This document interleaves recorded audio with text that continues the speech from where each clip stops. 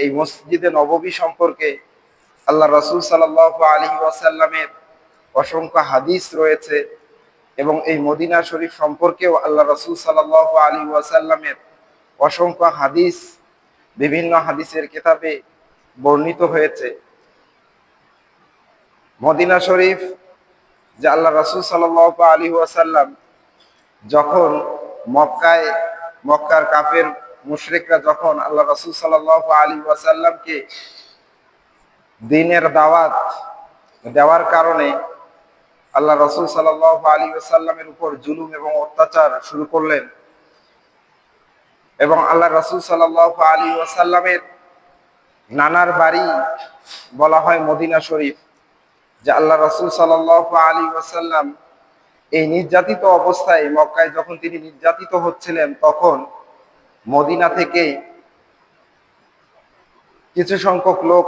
এসে আল্লাহ রাসূল সাল্লাল্লাহু আলাইহি ওয়াসাল্লামের নিকট বায়াত জামরাতুল আকাবায় প্রথম বায়াত গ্রহণ করলেন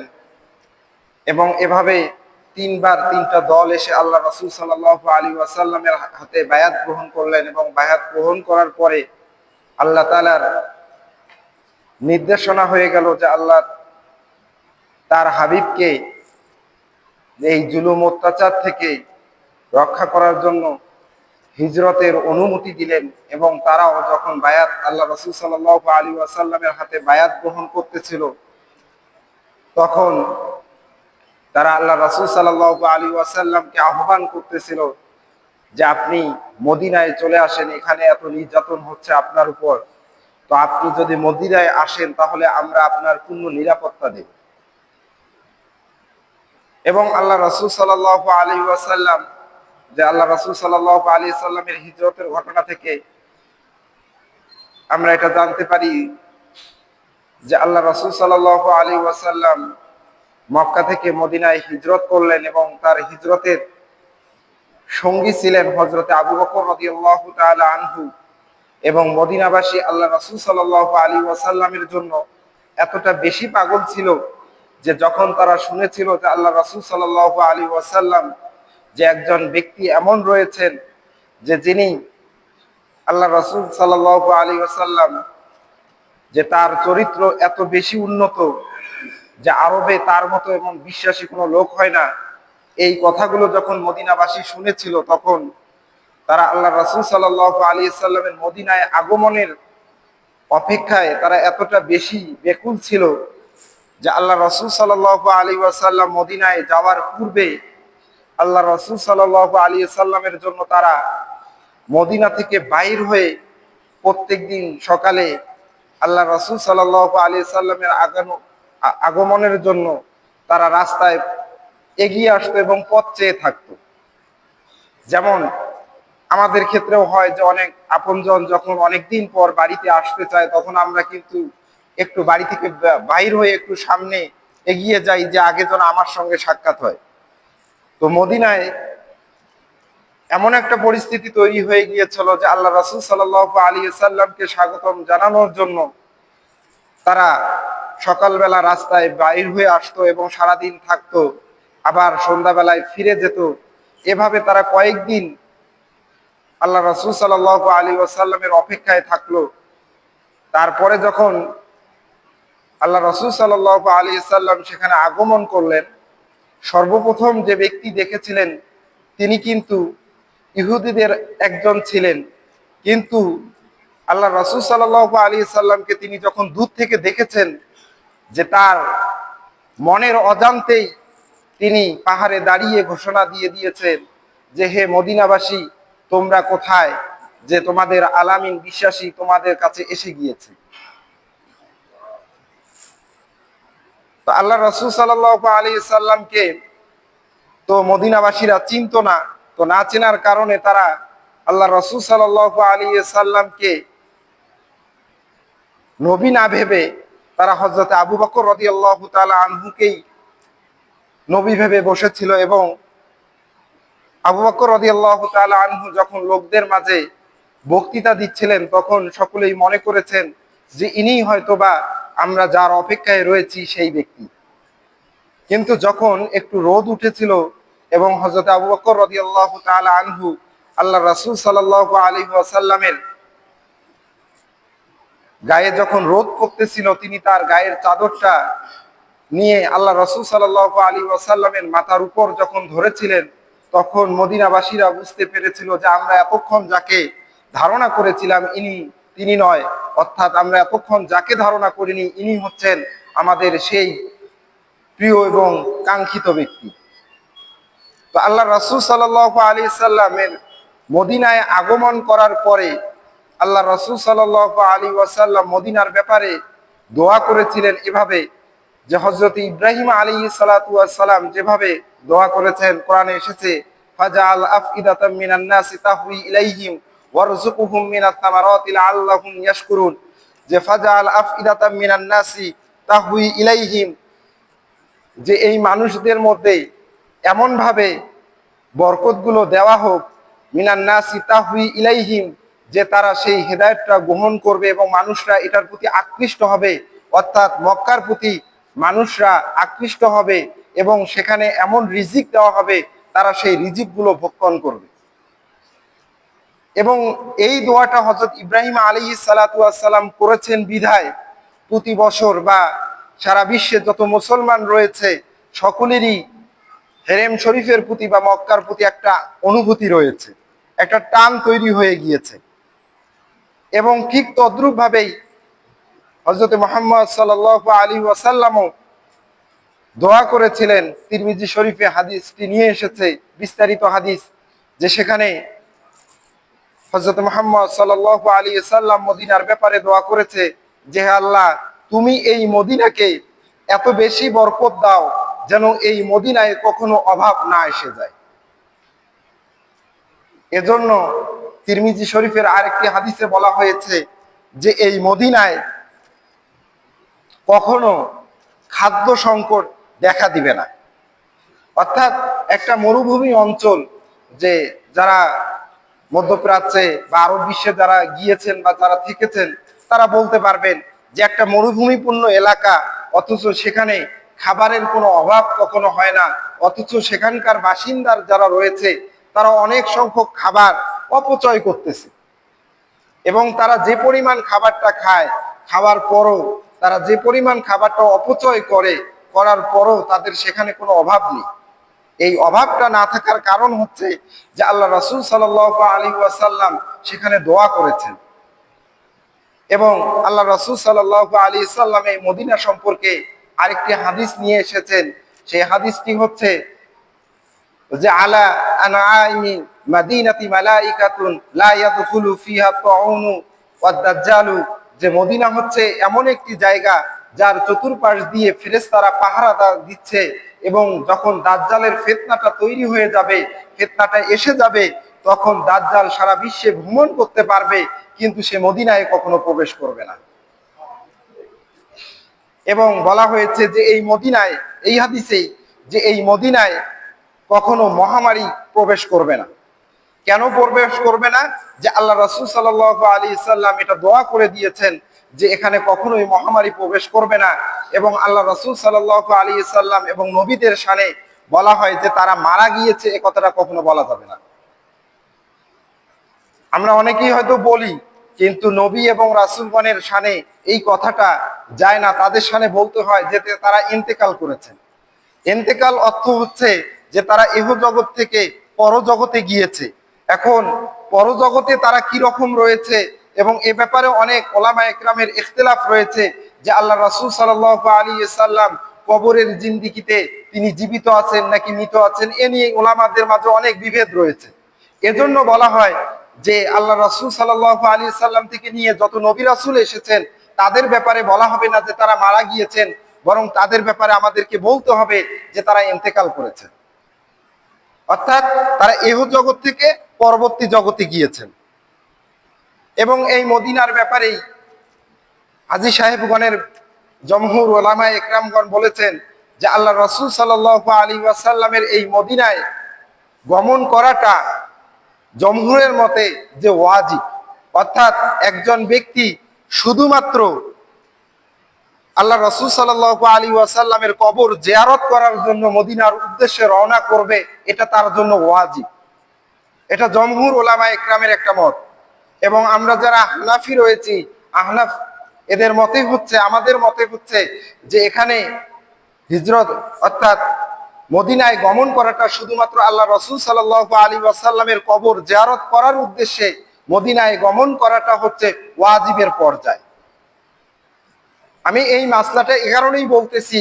যে আমরা আমাদের সমাজে আমরা কবর জিয়ারত নিয়ে অনেক দ্বিমত রয়েছে। আমরা অলি আউলিয়াদের কবর জিয়ারত করার নামে আমরা সেখানে গিয়ে অনেক ধরনের গান বাজনা, অনেক ধরনের বেহুদা কাজে লিপ্ত হয়ে যাই। এজন্যই আমি এই মাসলাটা নিয়ে এসেছি যে এই মদিনায় গমন করার ব্যাপারেও ইখতিলাফ রয়েছে, তবে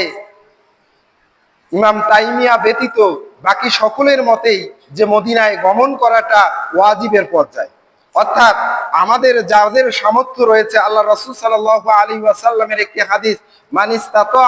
আইয়ামুতা বিল মাদিনাতি ফালিয়ামুত লাহা, যে ব্যক্তির সামর্থ্য থাকবে মৃত্যুবরণ করার, সে যেন মদিনায় গিয়ে মৃত্যুবরণ করে।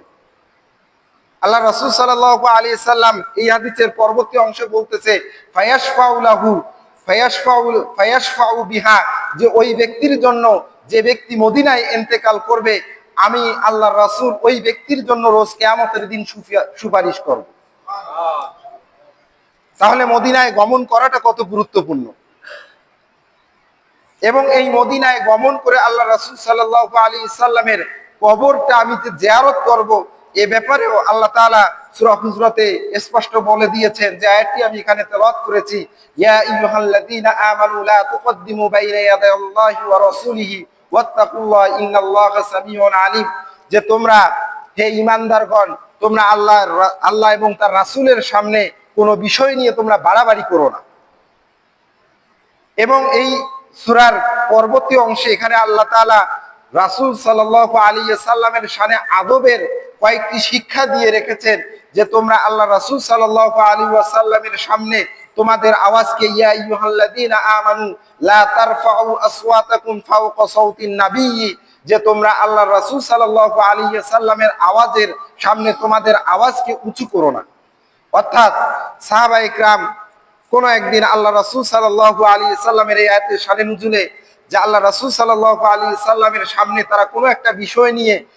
কথা কাটাকাটি করতেছিলেন, এবং এক পর্যায়ে তারা কথার আওয়াজ এত বেশি করে ফেলেছে যে হট্টগোলটা অনেক বেশি হয়ে যাচ্ছিল। এবং এই হট্টগোল বেশি হওয়ার কারণে আল্লাহ তাআলা ওই মুহূর্তে এই আয়াতটি অবতীর্ণ করে মুমিনদেরকে এই শিক্ষা দিচ্ছে, যে তোমরা আল্লাহ রাসূল সাল্লাল্লাহু আলাইহি ওয়াসাল্লামের সামনে যখন থাকবে, তখন তোমাদের এরকম কিছু আদবও থাকা দরকার। এবং এজন্যই বলা হয় যে যারা মদিনায় আমরা আল্লাহ রাসূল সাল্লাল্লাহু আলাইহি ওয়াসাল্লামের কবর জিয়ারতের জন্য আগমন করব, সেখানে গিয়েও আমাদেরকে এই আদবগুলো রক্ষা করতে হবে। অর্থাৎ এজন্য আমরা আদবগুলো রক্ষা করব, যে আমরা তো সেই মতভেদের দিকে যাচ্ছি না যে আল্লাহ রাসূল সাল্লাল্লাহু আলাইহি ওয়াসাল্লাম পরলৌকিক জগতে অর্থাৎ কবরের জগতে আল্লাহ রাসূল সাল্লাল্লাহু আলাইহি ওয়াসাল্লাম জীবিত নাকি মৃত, সেই মতভেদ যেতে যাব না। যদি আল্লাহ রাসূল সাল্লাল্লাহু আলাইহি সাল্লাম জীবিত হয়, তাহলে সেক্ষেত্রে আমাদের ওখানে গিয়ে যদি আমরা এ ধরনের আচরণগুলো করি, তাহলে সেটা আল্লাহ রাসূল সাল্লাল্লাহু আলাইহি সাল্লামের সামনে আমাদের বেয়াদবি হয়ে যাবে, যার কারণে রোজ কিয়ামতের দিন আমি আপনি ধ্বংস হয়ে যাব। এবং এই মদিনার ব্যাপারে আল্লাহ রাসূল সাল্লাল্লাহু আলাইহি ওয়াসাল্লাম এত বেশি হাদিস বর্ণনা করেছেন, এবং হযরতে আবু সাঈদ খুদরি রাদিয়াল্লাহু তাআলা আনহু থেকে আরেকটি হাদিস এসেছে যে আল্লাহ রাসূল সাল্লাল্লাহু আলাইহি সাল্লাম এই মদিনাকে এত বেশি ভালোবাসতেন যে আমরা যখন তাবুক যুদ্ধের দিকে অগ্রসর হলাম, তখন আল্লাহ রাসূল সাল্লাল্লাহু আলাইহি ওয়াসাল্লাম তুরা নামক একটি স্থানে, যেটা মদিনা এবং মক্কার মাঝামাঝি একটা জায়গা বা মদিনা থেকে একটু দূরে একটি জায়গার নাম, যে সেখানে আল্লাহ রাসূল সাল্লাল্লাহু আলাইহি ওয়াসাল্লাম যখন আসলেন, আসার পরে আল্লাহ রাসূল সাল্লাল্লাহু আলাইহি ওয়াসাল্লাম তার বাহনকে খুব দ্রুত অগ্রসর হতে বললেন, এবং আমাদেরকেও আল্লাহ রাসূল সাল্লাল্লাহু আলাইহি ওয়াসাল্লাম খুব সামনের দিকে অগ্রসর হতে বললেন। এটার কারণ হচ্ছে যে মুহাদ্দিসিনগণ এখানে ব্যাখ্যায় নিয়ে এসেছেন যে এটার কারণ হচ্ছে যে আল্লাহ রাসূল সাল্লাল্লাহু আলাইহি ওয়াসাল্লাম মদিনাকে এত বেশি ভালোবাসতেন যে তিনি দীর্ঘ সময় মদিনা থেকে দূরে থাকার কারণে আল্লাহ রাসূল সাল্লাল্লাহু আলাইহি ওয়াসাল্লামের মনের ব্যাকুলতা যে তিনি কত তাড়াতাড়ি মদিনায় পৌঁছাতে পারবেন এবং মদিনাকে তিনি দেখতে পারবেন। তো এজন্য এই মদিনা শরীফকেও ভালোবাসা আমাদের জন্য কর্তব্য। কারণ আল্লাহ রাসূল সাল্লাল্লাহু আলাইহি ওয়াসাল্লামের হাদিস, লা ইউমিনু আহাদুকুম হাত্তা আকুনা আহাব্বা ইলাইহি মিন ওয়ালিদিহি ওয়া ওয়ালাদিহি ওয়ান নাসি আজমাইন, যে যারা আল্লাহ রাসূল সাল্লাল্লাহু আলাইহি ওয়াসাল্লামকে তার পিতামাতা সন্তান সন্ততি থেকেও বেশি ভালোবাসতে পারবে না ততক্ষণ পর্যন্ত একজন ব্যক্তি মুসলমান হবে না, অর্থাৎ ঈমানদার হবে না, প্রকৃত মুমিন হতে পারবে না। তাহলে প্রকৃত মুমিন হওয়ার জন্য শর্ত হচ্ছে আল্লাহ রাসূল সাল্লাল্লাহু আলাইহি ওয়াসাল্লামকে ভালোবাসা। এখন আল্লাহ রাসূল সাল্লাল্লাহু আলাইহি ওয়াসাল্লামকে ভালোবাসার অর্থ এই নয় যে শুধু আমি মুখে বললাম আল্লাহ রাসূল সাল্লাল্লাহু আলাইহি ওয়াসাল্লামকে ভালোবেসেছি, এটা নয়, বরং আল্লাহ রাসূল সাল্লাল্লাহু আলাইহি ওয়াসাল্লামকে ভালোবাসার উদ্দেশ্য হচ্ছে যে আল্লাহ রাসূল সাল্লাল্লাহু আলাইহি ওয়াসাল্লাম যে কাজগুলো করেছেন সেই কাজের মধ্যে যেগুলো আল্লাহ রাসূল সাল্লাল্লাহু আলাইহি ওয়াসাল্লাম তার উম্মতের জন্য বৈধ করে দিয়েছেন সেই কাজগুলো পরিপূর্ণভাবে করা। যদি এই কাজগুলো আমরা করি তাহলেই আমরা প্রমাণ করতে পারবো যে আমরা আল্লাহ রাসূল সাল্লাল্লাহু আলাইহি ওয়াসাল্লামকে ভালোবাসি। আপনি একজন ব্যক্তিকে ভালোবাসতেই পারেন, ভালোবাসার কারণে আপনি যদি সারাদিন তাকে বলেন যে আমি তাকে ভালোবাসি, আর সে আপনাকে বলল যে তুমি কাল আমার সঙ্গে বেড়াতে যাবে, আপনি বললেন যে না আমি যাব না, সে একটা বিপদে পড়ছে, আপনি তার কাছে গেলেন না, আপনি অন্যদিকে ফিরে গেলেন, এর অর্থ কি আপনি তাকে ভালোবাসেন? তো ঠিক আল্লাহ রাসূল সাল্লাল্লাহু আলাইহি ওয়াসাল্লামের ভালোবাসার অর্থই হচ্ছে যে সেটা শুধু মুখে নয়, সেটা আমাকে কাজে কর্মে প্রমাণ করে দিতে হবে। এবং আল্লাহ রাসূল সাল্লাল্লাহু আলাইহি ওয়াসাল্লাম এই মদিনায় বরকত হওয়ার পিছনে আরেকটি কারণ হচ্ছে যে আল্লাহ রাসূল সাল্লাল্লাহু আলাইহি ওয়াসাল্লাম রাহমাতুল লিল আলামিন, যে তিনি বিশ্ব জগতের জন্য রহমত স্বরূপ। যে আল্লাহ রাসূল সাল্লাল্লাহু আলাইহি সাল্লাম যখন ছোট ছিলেন, যখন আল্লাহ রাসূল সাল্লাল্লাহু আলাইহি ওয়াসাল্লামকে নেওয়ার জন্য তার দুধমা হালিমা মক্কায় এসেছিলেন, আসার সময় হালিমা ছিল একজন শুকনা এবং খুব পাতলা একজন মহিলা, যে যাকে দেখে মনে হয়েছে যে তার স্তনে কোনো দুধ নেই, এবং তিনি তৎকালীন সময় এত অভাব অনাটনে ছিলেন যে যখন অন্যান্য মহিলারা, অর্থাৎ আরবের তৎকালীন প্রচলন ছিল যে ধাত্রী অর্থাৎ গ্রামের কিছু মহিলারা শহরে আসার পরে শহরের বাচ্চাদেরকে খুঁজে খুঁজে নিয়ে গিয়ে তারা দুধ দিত এবং এটার বিনিময়ে তারা কিছু অর্থ সংগ্রহ করত। অর্থাৎ এই ধারণা থেকে যখন মা হালিমা মক্কায় আসলেন, যে এমন অবস্থায় আসলেন যে তিনি এত বেশি পাতলা ছিলেন যে তাকে দেখে মনে হচ্ছিল যে তিনি রোগা, এবং তার যে উটনীটি অর্থাৎ তিনি যে গাধার পিঠে চড়ে এসেছিলেন, যে তার সাথীরা বলতেছে যে হে হালিমা তোমার কি হয়েছে, যে তোমার কারণে আমরা মক্কায় পৌঁছাতে আমাদের দেরি হচ্ছে, আমরা হয়তো মক্কায় গিয়ে কোনো ভালো শিশু পাবো না, যে তোমার কারণে তোমার গাধার কারণে আমাদেরকে বারবার অপেক্ষা করতে হচ্ছে। তো মা হালিমা এই ঘটনা বর্ণনা করতে গিয়ে, আমি ঘটনা সংক্ষিপ্ত করে বলতেছি, যে তিনি এই ঘটনা বর্ণনা করতে গিয়ে তিনি তার চোখের পানিগুলো ছেড়ে দিয়েছেন। দেওয়ার পরে যখন তিনি মক্কায় আসলেন, আসার পরে তার সাথী সঙ্গীরা অনেক ধনাঢ্য পরিবারের সন্তানদেরকে নিয়েছে। হালিমার পৌঁছাতে একটু দেরি হয়েছে, যার কারণে তিনি এসে কোনো ধনাঢ্য পরিবারের সন্তান পাচ্ছিলেন না। এবং হযরত মুহাম্মদ সাল্লাল্লাহু আলাইহি ওয়াসাল্লামকে যখন তিনি নিতে যাচ্ছিলেন, তখন তিনি চিন্তা করতেছিলেন যে এই ইতিমকে আমি যদি নেই তাহলে হয়তো বছর শেষে আমি এখান থেকে তেমন কোনো অর্থ সামগ্রী পাবো না, এটা তার ধারণা ছিল। এবং তিনি বলতেছিলেন যে আমি তাকে নিতে গিয়েও আমি নিতেছিলাম না, আমি বারবার চিন্তা করতেছিলাম যে আমি আরেকটু ভালো শিশু খুঁজে দেখি, যদি আমি আরো ভালো পরিবারের কোনো সন্তানকে পাই তাহলে আমি তাকেই নিয়ে নেব। তো এই চিন্তা বারবার করতেছিলেন, করার পরে তিনি যখন কোনো সন্তান বা কোনো পরিবারের সন্তানকেই তাকে দিচ্ছিল না, যেহেতু তিনিও অনেক পাতলা ছিলেন, অনেকেই ধারণা করতেছিল যে ইনি তো নিজেই পাতলা, ইনি আবার সন্তানকে কি দিতে হবে। তো তখন মা হালিমা চিন্তা করলেন যে আমি যেহেতু এত দূর থেকে এসেছি, আমি যদি খালি হাতে ফিরে যাই তাহলে এটা তো আমার জন্য একেবারেই শূন্য হাতে ফেরা হবে। আর এই মোহাম্মদ, এই শিশুকে যদি আমি নিয়ে নেই তাহলে হয়তোবা যতটুকুই দিবে সেটাই আমার জন্য লাভের বিষয় হয়ে দাঁড়াবে। আমরা যারা ব্যবসা করি অনেক ক্ষেত্রে বলি যে আমি 10 টাকা লাভ করা কথা ছিল, হোক 5 টাকা লাভেই ছেড়ে দেই, যেহেতু আমার এখন এটা নিয়েই এসেছি বাজারে, বিক্রি না করে দিয়ে বাড়িতে নিয়ে গেলেও আমার পুরোটা লস হয়ে যাবে। তো তারও চিন্তাধারাটা এরকম ছিল। তো তিনি বলেন যে যখন শিশু মোহাম্মদকে আমি কোলে নিলাম, কোলে নেওয়ার সঙ্গে সঙ্গে আমার স্তনে এত পরিমাণ দুধ এসে গেল যে আমি হালিমা নিজেও চিন্তা করতে পারতেছিলাম না। এবং আমার ছেলে আব্দুল্লাহ যে দুধ ঠিক মতো পেত না, অথচ মোহাম্মদকে কোলে নেওয়ার সঙ্গে সঙ্গে আমার স্তনে এত পরিমাণ দুধ এসে গেল যে আমি তাকে দুধ খাওয়ানোর পরেও আমার স্তন দিয়ে দুধ পড়তেছিল। এবং তিনি বর্ণনা করেছেন যে যেখানে আমার আব্দুল্লাহ একমাত্র ছেলে, সে দুধ পেত না, অথচ মোহাম্মদকে নেওয়ার পরে তারা দুই ভাই একসঙ্গে দুধ খাওয়ার পরও আমার স্তনে দুধ থেকে যেত। এবং আলিমা বলেন যে আমি যে গাধার পিঠে চড়ে আসতেছিলাম, সেই গাধা যখন বারবার অন্য সাথীদের গাধা থেকে পিছনে পড়তেছিল, অথচ সেই গাধা অন্য সাথীদের গাধা থেকে এত বেশি অগ্রগামী হলো যে আমার সঙ্গীরা আমার সাথ ধরতে পারতেছিল না। এবং সেই মোহাম্মদ সাল্লাল্লাহু আলাইহি ওয়াসাল্লাম ওই মদিনায় শুয়ে রয়েছেন, যার কারণে এই মদিনায় আল্লাহ তাআলা এত বরকত দিয়ে রেখেছেন। তো এজন্য আমরা যারা হাজিরা হজ করতে যাই, আমাদের আরেকটা উদ্দেশ্য থাকবে যে আমরা মদিনায় গিয়ে, যদিও বা মদিনায় যাওয়া এবং আল্লাহ রাসূল সাল্লাল্লাহু আলাইহি ওয়াসাল্লামের কবর জিয়ারত করাটা হজের কোনো বিধান নয়, কিন্তু আমরা যারা হজ করতে যাব বা গিয়েছি তাদের কর্তব্য হবে যে মদিনায় গিয়ে আল্লাহ রাসূল সাল্লাল্লাহু আলাইহি ওয়াসাল্লামের কবর জিয়ারত করা এবং এই জিয়ারতের উদ্দেশ্যে সেখানে যাওয়া এবং সেখানে গিয়ে সেই বরকতটা আমাদের নিয়ে আসা। এবং এখানে ছোট্ট আরেকটা বিষয়, যে আমরা যারা সামর্থ্য রাখি না হজে যাওয়ার জন্য,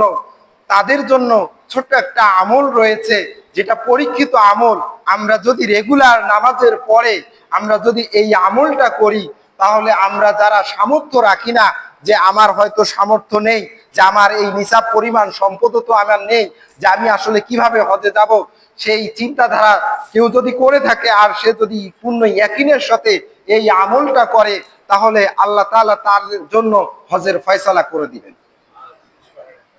ছোট্ট একটা আমল, যে লা ইলাহা ইল্লাল্লাহুল ফাত্তাহুল আলিমুর রাকিবুল মান্নান, এই যে দোয়াটুকু প্রত্যেক নামাজের পরে কোনো ব্যক্তি যদি 100 বার পড়ে এবং সে যদি নিয়ত করে যে আল্লাহ তুমি আমাকে যেভাবেই হোক তোমার বাইতুল্লাহ, তোমার ঘরে আমাকে নিয়ে যাও, তাহলে আল্লাহ তাআলা ওই ব্যক্তির জন্য হজের ব্যবস্থা করে দিবেন। তো এজন্য আমরা যারা সামর্থ্য রাখি না, বা আমরা যারা সামর্থ্য রাখি, অনেকেই সামর্থ্য থাকার পরও আমাদের হজে যাওয়ার সুযোগ হয় না, তারা আমরা সকলেই নিয়ত করব এবং আজকে এখান থেকেই আমরা নিয়ত করে যাব যে আল্লাহ এই বাইতুল্লাহ তুমি যে বরকত রেখেছো এবং মদিনায় তুমি যে রহমত এবং বরকত গুলো রেখেছো, এগুলোর জন্য আমি সরাসরি গিয়ে